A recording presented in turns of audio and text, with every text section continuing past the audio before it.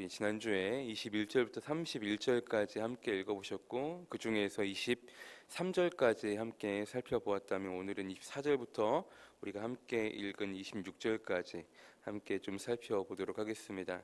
우리가 지난주에도 함께 살펴봤지만 오늘 본문을 보시면 큰 틀에서 이제 율법과 하나님의 은혜의 약속에 대해서 바울이 지금 비교하면서 지금 설명을 하고 있는 거죠. 그러면서 아브라함의 가정을 함께 예로 들고 있고, 특히나 오늘 함께 읽은 24절부터 26절까지는 하갈과 사라를 각각 시내산과 예루살렘에 비유하면서 설명을 하고 있습니다. 그래서 23절을 통해서 여종인 하갈은 이제 그의 아들인 이스마엘을 어떻게 낳았다라고 했죠? 육체로 말미암아 인간의 생각에 근거하여 낳았지만 사라는 아니다. 사라는 전적인 하나님의 약속이 있었고 그 약속을 지키시는, 이행하시는 하나님의 은혜로 말미암아 이제 이삭을 출생하였음을 이야기하고 있습니다. 그래서 큰 틀에서 율법과 하나님의 약속에 대해서 비교하지만 이제 어떻게 표현하냐면 율법은 이스마엘을 의미하고 있고, 그리고 하나님의 약속은 이제 이삭을 이렇게 가리키고 있죠. 자, 먼저 오늘 함께 읽은 본문 24절과 25절을 먼저 보시면, 이것은 비유니 이 여자들은 두 언약이라 하나는 시내산으로부터 종을 낳은 자니 곧 하갈이라. 25절, 이 하갈은 아라비아에 있는 시내산으로서 지금 있는 예루살렘과 같은 곳이니 그가 그 자녀들과 더불어 종 노릇하고 있고. 그러니까 바울은 하갈과 사라를 시내산과 예루살렘에 비교하고 비유하면서 이야기하고 있죠. 자, 먼저 시내산을 생각해 보면 어떻습니까? 모세가 하나님께 율법을 받은 장소가 다름 아닌 시내산이었죠. 그런데 하나님과 직접 대면해서 받은 것이 아니라 하나님이 천사를 통해, 모세는 그 천사를 통해 율법을 받았다는 거죠. 그래서 바울이 하갈을 시내산으로 비유하잖아요. 그래서 그 시내산은 결국 무엇을 의미합니까? 거짓 선지자들이 그토록 지겹게 이야기하고 있는 율법 지켜야지 의로워질 수 있어 라고 말하는 그 지금 율법을 의미하고 있는 거예요. 그래서 24절에 뭐라고 기록합니까? 시내산으로부터 종을 낳았다. 그 종은 하갈이다. 그렇죠?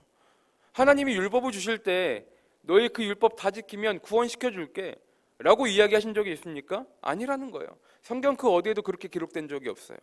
하지만 그들이 잘못 해석한 것이죠. 율법 지켜야지만, 할례 받아야지만 구원 받을 수 있어 라고 그들이 지금 생각하는 것 아니겠습니까?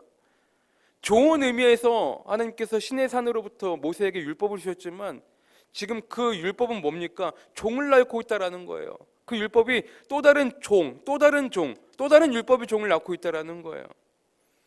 시내산으로부터 종을 낳은 자, 곧 하갈. 하갈은 종이죠. 그 종은 또 다른 종을 낳고 또 다른 율법의 종을 낳고. 이것이 바로 하갈의 방식이다라는 거예요.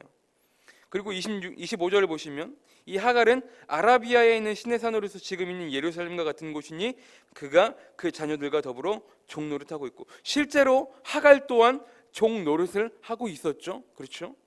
그리고 그의 후손들도 어떻게 됩니까? 더불어 율법의 메인 종들이었다라는 거예요. 반면 사라는 아니라는 것이죠. 26절에 보시면 오직 위에 있는 예루살렘은 자유자니 곧 우리 어머니라. 오직 위에 있는 이라고 하잖아요. 결국 하늘에 있는 예루살렘은 종이 아닌 자유 있는 여자를 가리키는 것인데 그것은 바로 우리의 어머니 사라라는 거예요. 여기서 사라를 자유 있는 여자로 표현하잖아요. 역시 대조적이죠. 율법을 앞세우는 사람들에게는 여러분 참된 자유가 존재하지 않아요. 율법에 구속되고 얽매인 사람들이기 때문이에요. 뭐 하나, 그 율법 하나 지키지 못하면 몸에 막 두드러기라도 날 정도로 그들에게는 진정한 자유가 없는 거예요. 반대로 사라를 자유 있는 여자를 표현한 것처럼 복음을 믿고 하나님의 약속과 은혜들을 신뢰하고 오직 믿음으로 살아가는 사람들은 더 이상 율법의 종이 아니다. 그들은 진정한 약속의 자녀다. 하나님의 은혜의 자녀다. 자유 있는 자, 곧 사라의 자녀다라고 이야기하고 있는 거예요. 정리하면 하갈은 시내산, 시내산은 율법, 율법은 또 다른 율법을 낳는 종을 만들어내는 그러한 방식이라는 것이죠. 반대로 사라는 위에 있는 곧 하늘에 있는 예루살렘, 그 예루살렘은 율법의 종이 아니라 하나님의 은혜의 약속의 자녀들임을 이야기하고 있는 것입니다. 사랑하는 성도 여러분, 함께 신앙생활하는 교회 안에서도, 공동체 안에서도 여전히 주님 한 분 바라보고 같은 하늘 아버지 바라보고 신앙생활을 하지만 여전히 큰 틀에서 두 종류의 사람들이 존재한다라는 것이죠. 우리가 지난주에도 함께 말씀을 나눴지만 그 두 종류의 사람들이 어떤 사람들입니까? 내 힘으로 하려고 하는 사람, 또 하나는 하나님을 전적으로 의지하고 신뢰하고 성령을 쫓아가는 사람들. 즉 율법 중심적인 사람들, 반대로 하나님 중심, 말씀 중심, 은혜 중심적인 사람들. 우리가 율법 중심적인 사람들이 되면 우리의 신앙생활이 전혀 즐겁지 않죠. 기쁘지 않아요. 은혜가 안 돼요. 반대로 하나님 중심, 말씀 중심, 그러한 성령을 쫓아 살아가는 사람들은 다르다라는 것이죠. 내 힘으로, 내 노력으로 하면 아무것도 안 된다라는 것을 알기 때문에 나를 버리고, 나를 내려놓고, 내 자아를 내려놓고, 내가 주인 삼은 모든 것들을 내려놓을 줄 안다라는 것이죠. 그리고 내 마음을 깨끗하게 청소하고 주님께서 나의 마음에 언제든지 들어오실 자리를 내가 마련해 놓고 내가 주님 안에 거하고 주님께서 나의 마음에 거하실 때에, 그럴 때 성령님께서 주시는 그러한 참된 기쁨을 가지고 하나님의 일들을 감당할 수 있다는 것이죠. 그런 사람들은 기쁨이 넘쳐요. 힘들어도 그 힘듦을, 모든 힘듦을 덮은 만큼의 은혜를 주시기 때문이라는 것이죠. 여러분 기억하십시오. 내 마음 안에 내가 너무 많으면, 내 생각이, 내 자아가, 내 판단이, 내 계획이, 내 고집이 너무 많아버리면 주님은 절대로 나의 마음 가운데 들어오실 수가 없는 거예요. 그렇기 때문에 내가 주님 안에 거하고 주님께서 나의 안에 거하시기 위해선 내 마음을 그 무엇보다 청결하게, 정결하게, 깨끗하게 비우는 작업들이 너무나 필요한 것입니다. 그것이 바로 경건 생활이라는 거예요. 제가 대학교를 다닐 때 저희 주임 교수님이셨던 분이 하덕규 교수님, 하덕규 목사님이신 분인데 그분이 쓰신 그 노래 중에 가시나무 새라는 노래가 있어요.